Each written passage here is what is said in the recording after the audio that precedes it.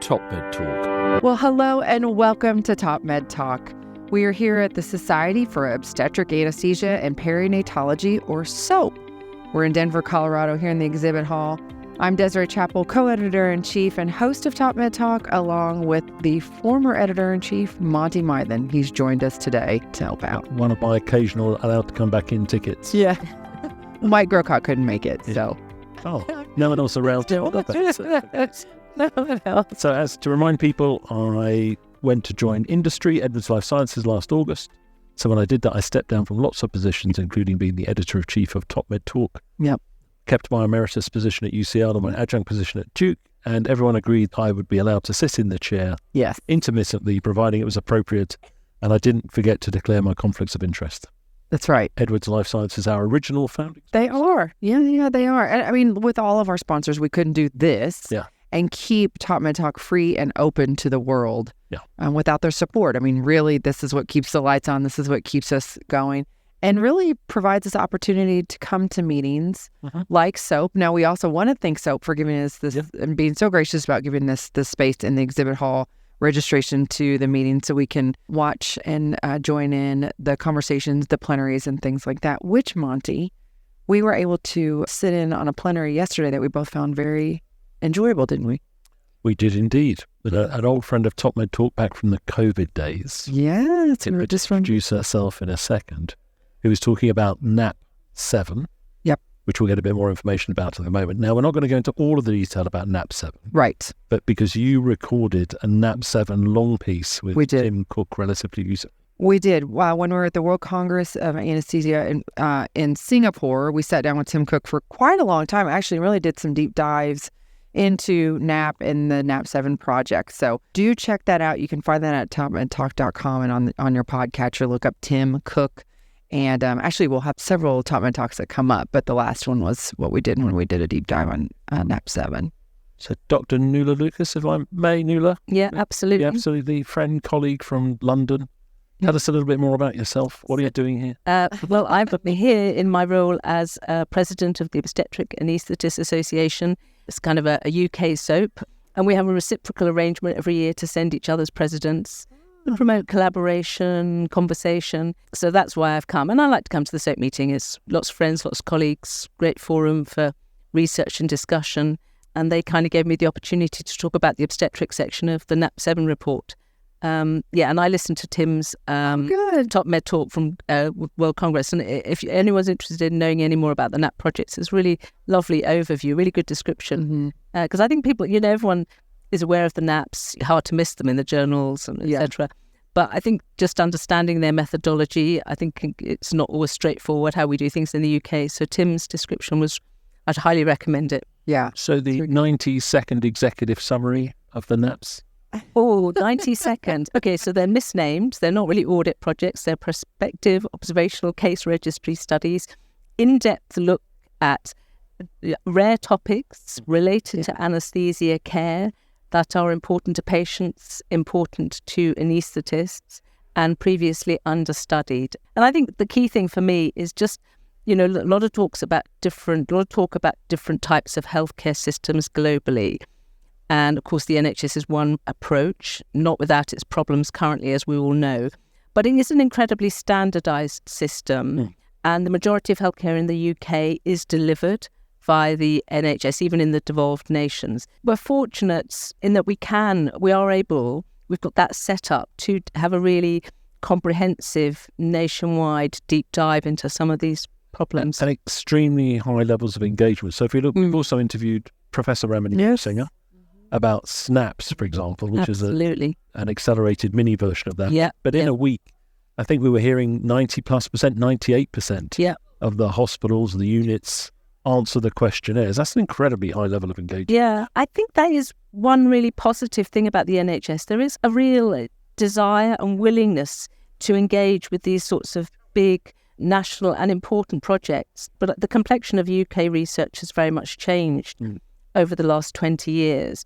And certainly the types of project that I was involved in when I was a research fellow and a registrar, those projects don't happen so much anymore. That's a whole other conversation. Yes. But in terms of providing trainees and consultants were interested in the opportunities to engage with research and findings. The SNAPs, the NAPs are a really good forum to do that. And that's one really positive thing about the NHS. Despite the challenges that we all are facing, there still seems to be a huge willingness, and I absolutely commend all my UK colleagues for that, because the NAP projects would be impossible without the engagement of the local coordinators and hospitals around the country.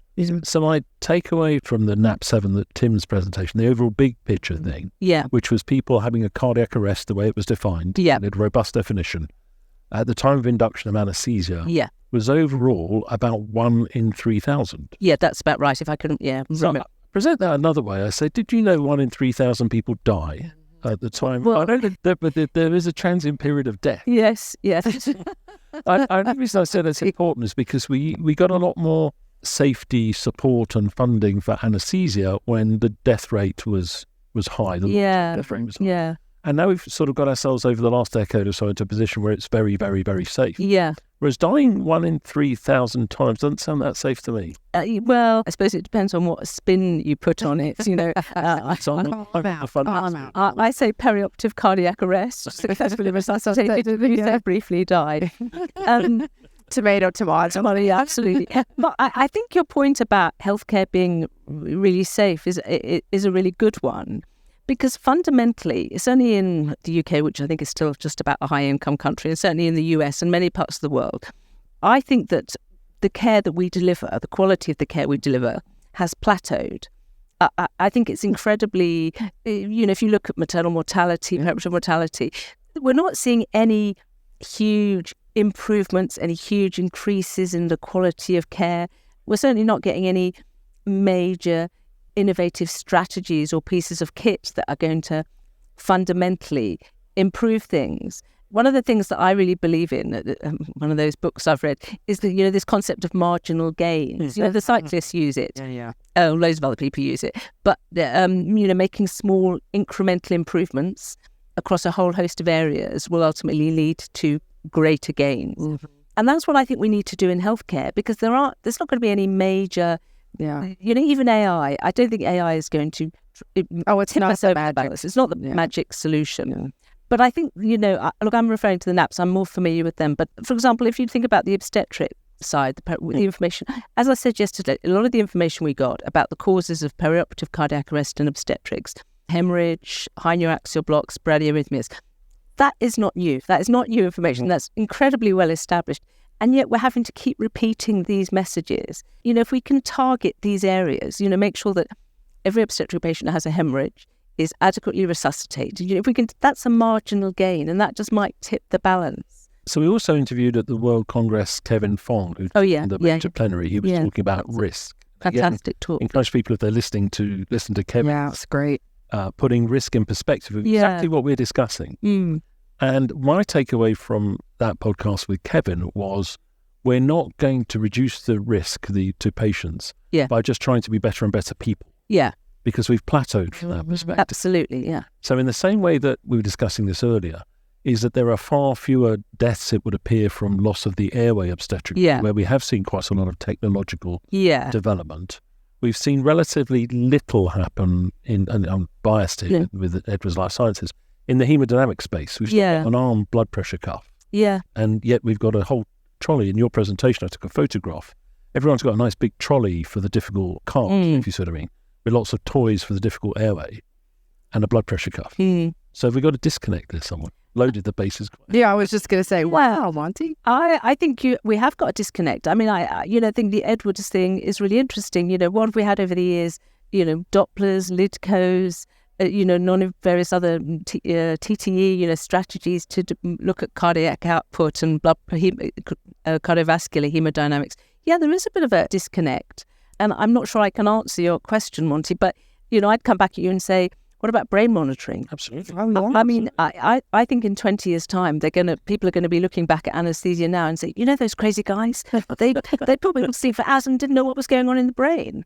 I don't know if this is a good thing to admit to or not, but I increasingly use a BIS monitor, even when I'm using a volatile agent, just because I feel like I ought to know. And Max seems so imprecise. such an imprecise strategy just to use on whatever age. I mean, I know I wanted to correct for age, but, in contrast to TIVA, which just seems to give you a bit more precision. I certainly don't want to have a TIVA discussion, but... Well, we're talking about individualizing care, knowing what's important for the patient. Absolutely. And a MAC, a gas, that's imprecise. I mean, it's... Completely. And so we're doing this in so many different spaces, yet some of us have trouble kind of, moving on to technology that would help us do this even more. Yeah. Again, biased. Kevin's analogies was it with flight understanding. Yeah. Innovations that have made it safer. Yeah. Were almost entirely engineering solutions. Yeah. And it wasn't that the pilots were getting better. Better.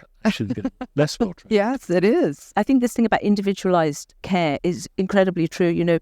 We will have guidelines to mandate care and to guide care, whatever, where you perceive guidelines should be used. But increasingly, it's difficult to apply this guideline to patient A, B, or C because patients are so incredibly unique. But just coming back to the risk point, I can't remember who made the comment during the NAP7 discussions in the panel, but we were all talking about risk and how risk adverse we were as anaesthetists. Some people saying, well, I wouldn't do that, I would do this. But then one of the panel members said, well, hang on a minute, it's not us that takes the risk, it is the patient that takes the risk. And I think that sometimes we forget that, it's that they're taking the risk. But it's incredibly complex. Yeah, absolutely. So from my notes from your lecture yesterday, just a few things I'll pick off here. One is you reminded us that in obstetric practice, it's almost all out of hours. Yeah. Oh, that was a fascinating slide to put it up there. Yeah. No, not at all. But I mean, just to call it out and see the numbers, that was, that most of it OB anesthesia's done. Yeah. I mean, we know, you know that subjectively, but to see the figures displayed so vividly. So, during the day, elective orthopedics is the predominant surgical specialty that anaesthesia provides care for in the UK. And, but out of hours, obstetrics by far and away 70% overnight. And, that does raise important questions for our subspecialty and indeed our profession about how we deliver the workforce and organise the workforce, because mostly we're talking about registrars, trainees, support from our SAS grade colleagues, working alone, often in a unit that's a bit remote from the main hospital, doing some of the most complex, high-risk, potentially high-risk, cases. And it does raise... I think we're going to certainly have the conversation about the organisation of the workforce over the next few years. Definitely. Task shifting, you've heard a lot about. Yeah. So I'm going to go there. Okay, it says here non-physician anaesthesia. Oh, yeah. That Desiree should own up. I know Desiree. Well, disclosure. Yeah, no, it's okay. It's cool. So I'm a nurse anesthetist, trained CRNA here in the U.S. Yeah. And it was ringing true with me, and I don't know the numbers off the top of my head. I know I have heard in the past 60% of anesthetics are given by CRNAs in the U.S. A lot of that in rural areas for sure, but it's diverse and disparate. But a lot of OB anesthesia is actually given by nurse anesthetists working completely independently in the U.S. Gosh, I was going to ask you what happens in the U.S. I mean, this is such a hornet's nest. Anyone who's listening from the U.K.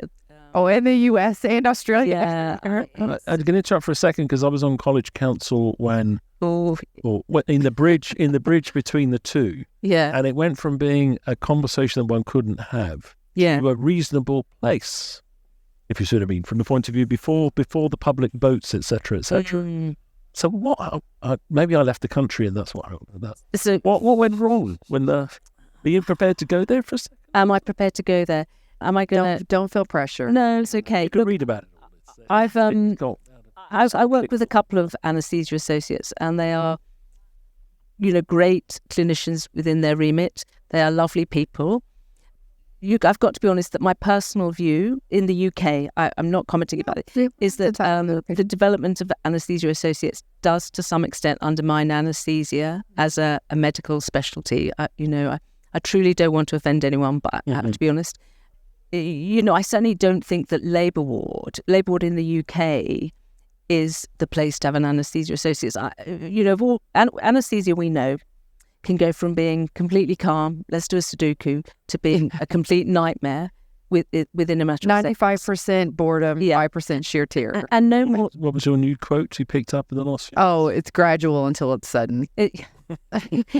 And nowhere is that more vividly demonstrated than the labour ward. And I think, to come back to Tim, he's a bit like Brendan. You can't do a talk like this without not talking. Tim. He's a bit like Tim COVID. Cook and Brendan. Tim Cook and the COVID of anaesthesia world, in the nicest possible way, Tim, if you're listening.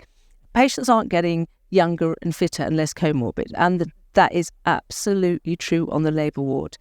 So, the way that anaesthesia associates have been envisaged, I think, was originally to provide, fairly basic day case type care to ASA 1-2 patients. And from my perspective, so few of our patients are like that these days. Oh, yeah. But the other thing I always think about, I was talking to a colleague who did her undergraduate training in Africa. And we were talking about differences. And she said, the whole time I was training and the postgraduate training I did there, we were desperately striving to try and ensure that all anaesthesia was physician delivered, because a huge amount of anaesthesia is non-physician delivered in Africa and other low and middle income countries.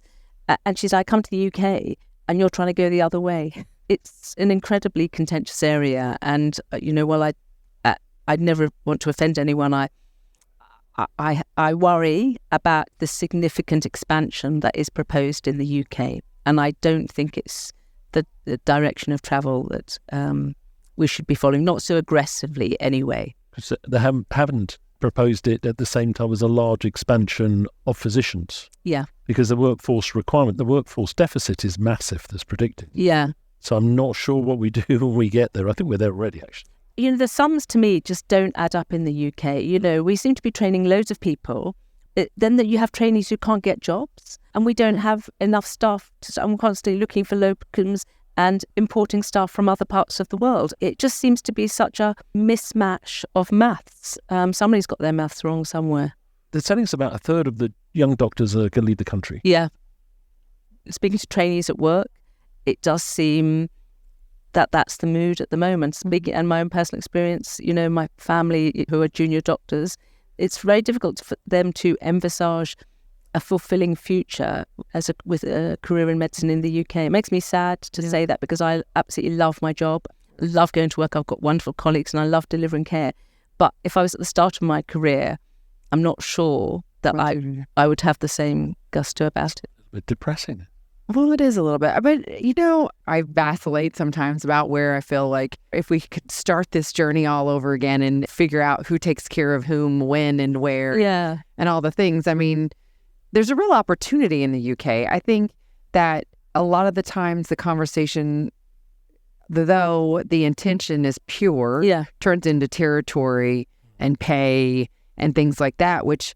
that's a driver that it's not driving things in the right direction. Yeah. The way I look at things and the way that I work with others and in an anesthesia care team model or independently myself, it's that we should be educating and lifting everyone up, no matter where they are on a hierarchy or whatever the model is, to make sure that whomever is taking care of the patient at whatever point is working and educated and knows exactly what to do. Yeah. Instead of saying, because you don't have a medical degree, you shouldn't be taking care of these patients, and we're not going to educate you or bring you into this fold and keep you out on the outside. So you have to do everything you're on, but we're going to be in our own special. We're going to be in our own special organization that's exclusive, and we're going to hold all the education, or we're going to hold ourselves to a higher standard. I don't think that's right. Yeah, like with so much, I think it comes down to nuance and people's ability to understand and interpret and enact nuance about this. As with everything, money is a big driver, and people's inability to bring about change in a more nuanced fashion, that something would be acceptable for anaesthetists in the UK, but also recognise that the workforce is short and there are talented people out there who may not want to be physician anaesthetists, but probably do have something to offer. Yeah. Well, I mean, I have a colleague that every time I say something, I'm desperately worried I'm going to offend. But no, there's nothing to offend. There's nobody to offend. We've had all kinds of conversations here. I almost can't say anything offensive on TopMedTalk. No. We need solutions. Yeah. That you'll recognise. We do need solutions. And I don't have those solutions. That's why I would like to see some more nuanced discussion around this. but it has become such a polarising topic now. I think the numbers that have been proposed in the UK for the expansion, I think that's been one of the alarming aspects, alongside all these wonderfully talented junior doctors who can't get jobs. Yes. Which is weird. We had a round of jobs last week, and some of them got jobs, some of them didn't. And I just think these wonderful people that I'm hoping will come and be consultants at Northwick Park, they can't even get onto a training rota. And at the same time, looking at the rotas, there's loads of gaps for the next few weeks. We need to fix that. Yeah. And I still think physician assistants, anaesthesia and alternative physician providers can bolster the workforce. And in my mind, they were going to go and help to do the day case anaesthesia for the ASA grade 1 patient supervised by a physician, which left more physician providers to do the hard yards from midnight till 8 o'clock in the morning on labour ward. Yeah, but that's the other thing. Wants to work. No, if that's another aspect. So you've got being a bit naughty. I can absolutely work that out. So you've got anaesthesia associates working 9 till 5, and then you get the consultants to come and work overnight. That's possibly, well, no, it's not possibly feasible up to a point, but, what about when you hit 50, the rest of it? Talk to me about it. Yeah, that's... Did you hit 60? But the bottom line is, and respectfully, I do not believe that labour ward is a place for anaesthesia associates. I think... Sorry. No, I'll say that I think that it would be a unique opportunity to have an option to see how it is run by nurse anesthetists in a whole unit. I mean, I have colleagues that have been doing OB anesthesia for 20 years. Yeah. And CRNA colleagues that have been doing it and are phenomenal, and I would absolutely let them take care of me or any of my family. And there are a lot of people who I would say I wouldn't let them touch me or my family with a 10-foot pole. So, we're all very picky, but I think it can be done. I think we have to go into this with open minds about who can take care of whom and how we train people to do that, because you can train people to do a lot of the anesthesia and the things that we do. You can train many people to do that. There's critical thinking that also can be trained. I don't know. I think it's up for a bigger conversation, and I would hope that this can be something that we can have in a positive way to look to see how we figure out how to go forward. So, obesity. You just mentioned that. Going up. Yeah. You showed some figures. Yeah. What can I say about obesity? The figures that I quoted yesterday, I think between the NAP5 and NAP7, the median BMI of obstetric patients who receive anaesthesia care has increased from around 25 to 27, which doesn't sound significant, but remember those are median figures. Yeah. And actually the range is much greater. And there's no doubt that women who are living with obesity do present more challenges. As this problem has become more prevalent, we've become better at managing it. But just across the board, vascular access, regional techniques, it's just an added layer of complexity, trying to provide that the individualized, respectful care that these women need. It has significant challenges. Any sense that the amount of occult pulmonary hypertension is going up? Because I only say because we did a quality initiative about right heart risk, and a recurring theme was that there's probably a lot more occult pulmonary hypertension. That's a really interesting question that I don't know the answer to.